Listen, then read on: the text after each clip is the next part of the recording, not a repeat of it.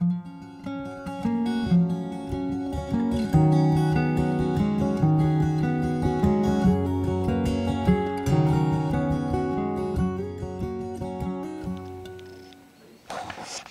here's my preference for my favorite way to cook morels. First, you got them soaking in salt water. Then you get you a Ziploc bag with flour. You get you a good fry daddy with nothing but straight grease. I use peanut oil because vegetable oil, corn oil doesn't get hot enough. And depending on how old or new your deep fryer is, and if it's actual grease, usually 350 is a pretty good temp. When this was brand new, I used to run it more at 400, but as I get a little older, you actually, I don't know, they burn hotter or something, so you run them a little less. But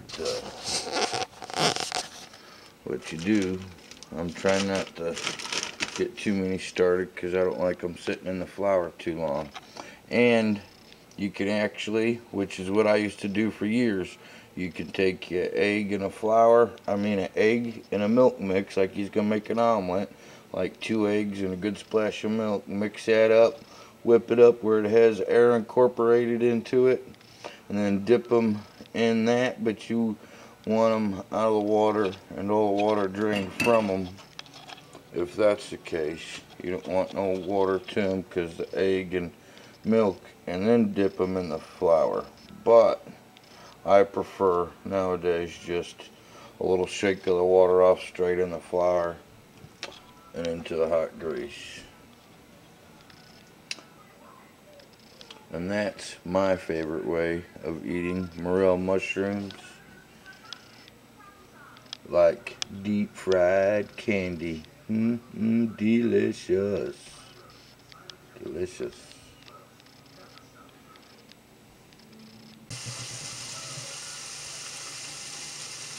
See, all I'm doing is pulling them out of this water. Give them a little rinse under the sink water. Make sure there ain't no mushroom bugs left. Get them in the flour.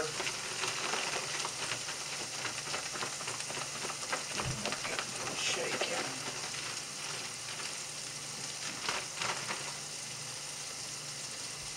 I'm eating big ones tonight. I'm eating little ones for a week. I'm ready to eat some big common ones. Tasty boogers, yeah.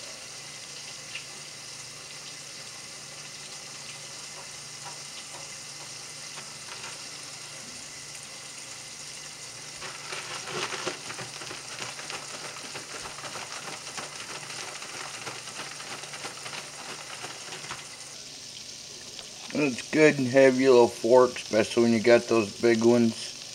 They need little flips overs, which those ain't quite ready for a flip over. There's your finished product right there.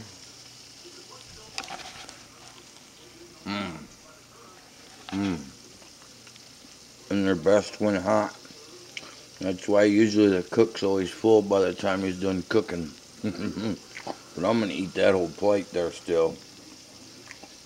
I'm gonna probably give them to the neighbors. Well, happy eatings, happy pickings, and happy rocking. Yummy, yummy, yummy.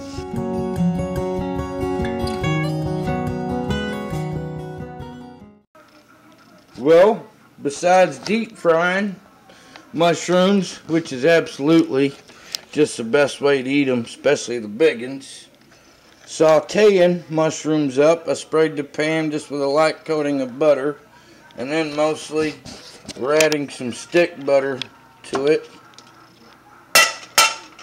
Come off of there. Come off there.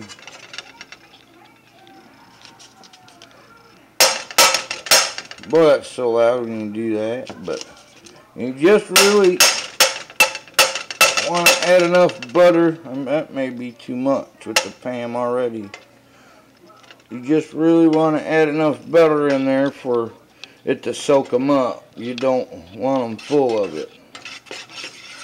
And these sauteed mushrooms are going in an omelet. But sauteed mushrooms can go in anything, on anything, all the way from eggs, pizza. I love making them. I'm only eat 2 flavors of hamburger helper pretty much, and that's lasagna and the stroganoff. But what you do with that is you saute your mushrooms first, then you wait till your hamburger's about halfway cooked, and then you go ahead and throw your mushrooms in with it, and then you throw that in with your hamburger helper mix. I always do my mix stuff in a pot, so by the time the noodles and stuff's all getting halfway done, the meat and everything else is ready. We gotta get what little bit of water we got left on here, because we don't want much water in there. Come on, baby, slide in there, slide in there. Kind of spread them around a little bit. I mean, they're great in any kind of meat.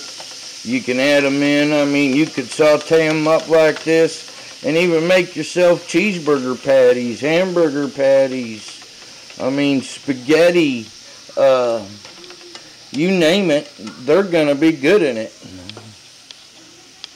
If it's something you like, it's good to just saute them up. I know people that'll saute them, cutting them in halves or in little pieces like this, and saute them in butter, and they'll just eat them just like that. That butter kind of spread around. Me and my unlevel stove, I hate this oven. Just unlevel, hard to deal with. And dang it, I gotta look for something. Hate for you to see my dirty house. Well, guess it really ain't that dirty. But, well, you can tell I've been going through the grease buckets.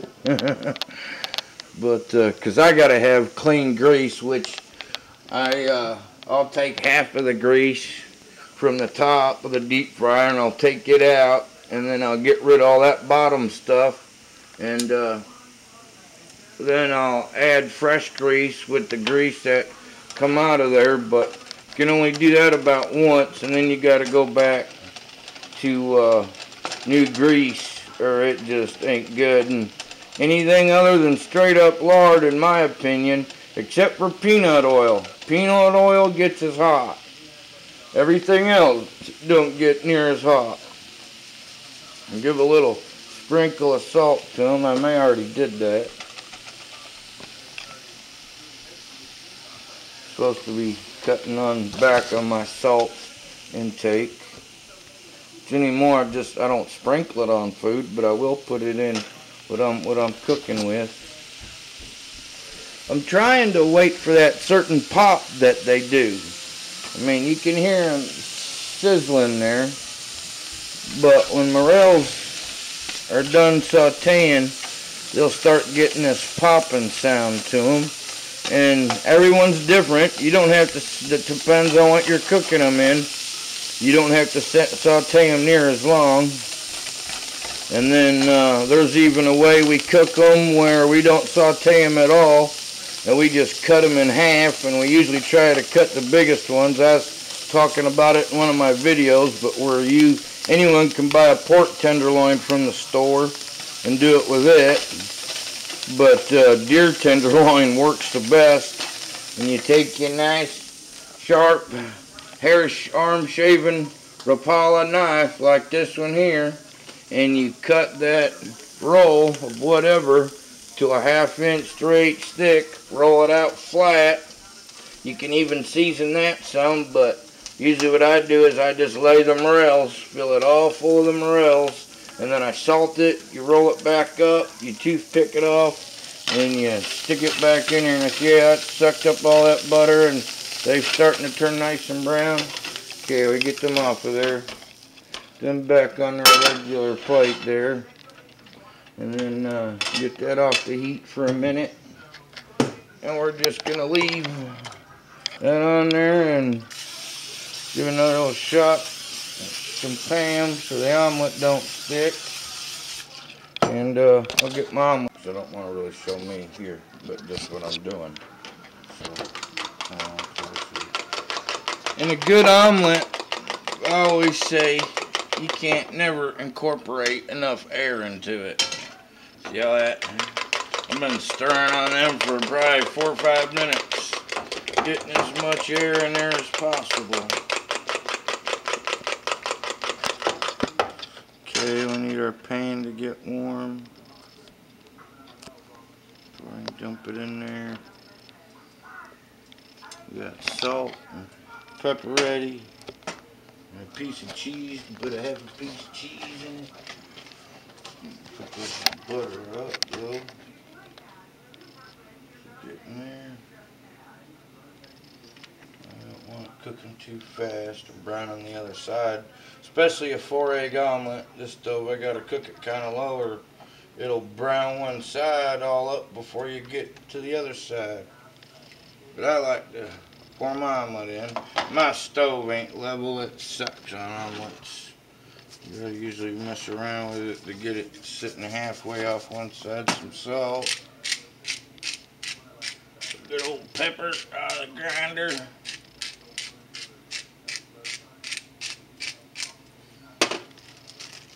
Then I like to get my cheese in right away so it melts up good. I like it melted in with mine, just a personal preference. And for me, usually 4 eggs or even 3 eggs, half a piece of cheese is more than enough. No, don't do that. I had it like that. I gotta get it level. See how thin this is? I gotta keep it level as I can. That's why I always gotta do my omelets like this. See how thick it is on that side? Then I just let it start, and then we spread our morels around in there. There's an omelet with morels, but I tell you what, like I said, saute these babies up in some butter and a little salt and add them into about anything your heart desires. They're awesome on pepperoni pizza. Oh man, yeah, I haven't had that one yet. And Terry's supposed to have us a deer and tenderloin night. He's got 2 he saved just for that. Still wish we had an elk tenderloin. Oh no, that'd be awesome. Maybe next year. Maybe next winter I'll get to kill an elk. Well, then we just wait for that flipping moment. Shut her off. Red button.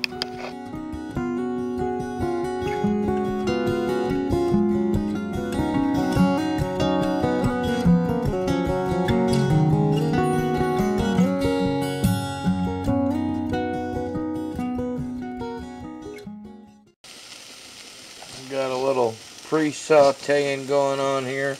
A little ham and some bacon. I got a big pile of minced mushrooms. Got some mushrooms for the fryer. And then here in a minute, we'll show you what we're going to do with that. And that. Then you add your mushrooms in there and some butter. A little salt and pepper. Yep, sprinkle some salt and pepper over that.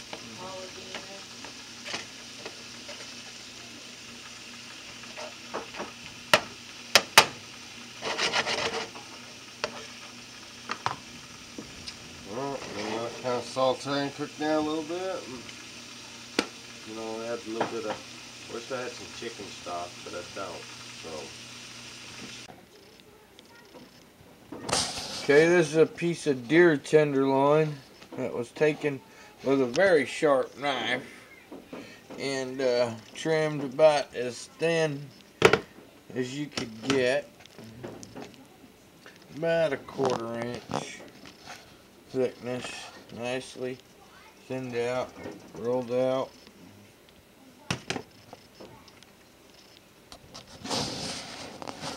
We're going to take the sauteed number and some regular mushrooms and put it in there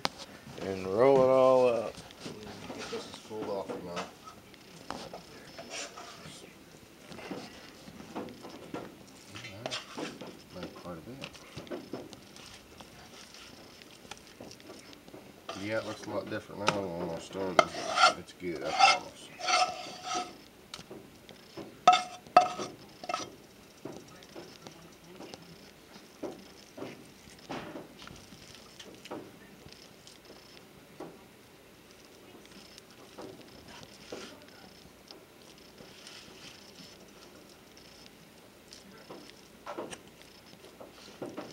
And you could do this with anything. A pork tenderloin I've done it with. I've done it with a pork tenderloin and just taken the regular morels and just laid them in there and rolled it back up. I'd love to try it with antelope or elk tenderloin. It'd probably be awesome. Buffalo, yeah. Tatonka tonka.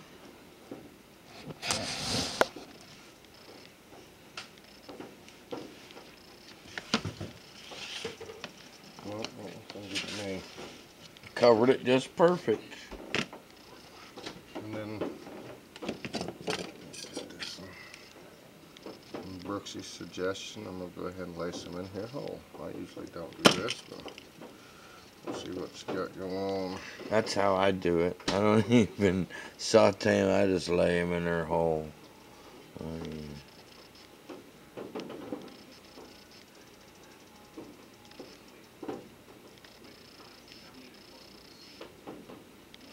The many ways that you can eat morel mushrooms. Like I said before, you can saute them up and add them to anything. Anything. From scrambled eggs to pizza to, what would we call this? Deer rolla shroom. Yep. Guess so. It's a deer rolla shroom. Look at that. Look at that, folks. Oh, look at that. Now that's what you call how to cut. Perfection there. Yep. Wash my hands off now, and then I'm going to wrap it in bacon. Yep. Gonna wrap her. I like the roll right there. And this is what we call the bacon rollover.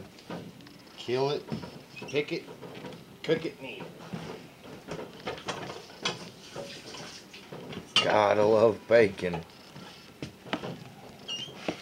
Let's see if this works right now.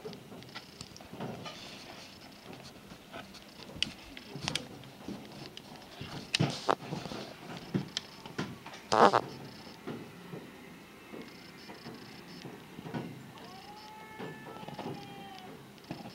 know what I forgot to do. What? If you lay a piece of plastic or freezer paper or parchment paper down or wax paper, it makes it a lot easier. And then you just kind of peel it off. I got in a hurry. I'm thinking eating. Right. Yeah. Yeah, since I've been smelling that bacon hold your thumb right there. and them sauteed mushrooms, I've been starving to death. And then looking at this thing, man, it's just got my belly growling looking at it. Mouth watering, drooling like a paleo caveman.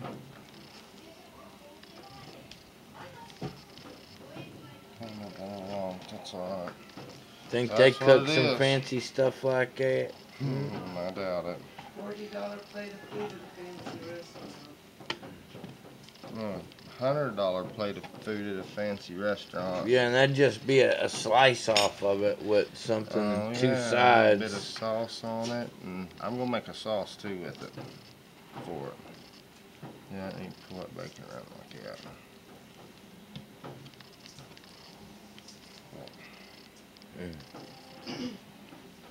That's the stuff.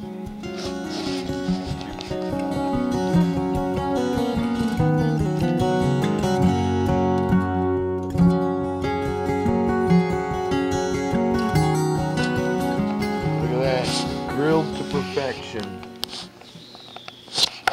Not perfection. Yes, perfection. No. Yes, that is grilled to perfection. Oh, a little bit over perfection. A little over perfection.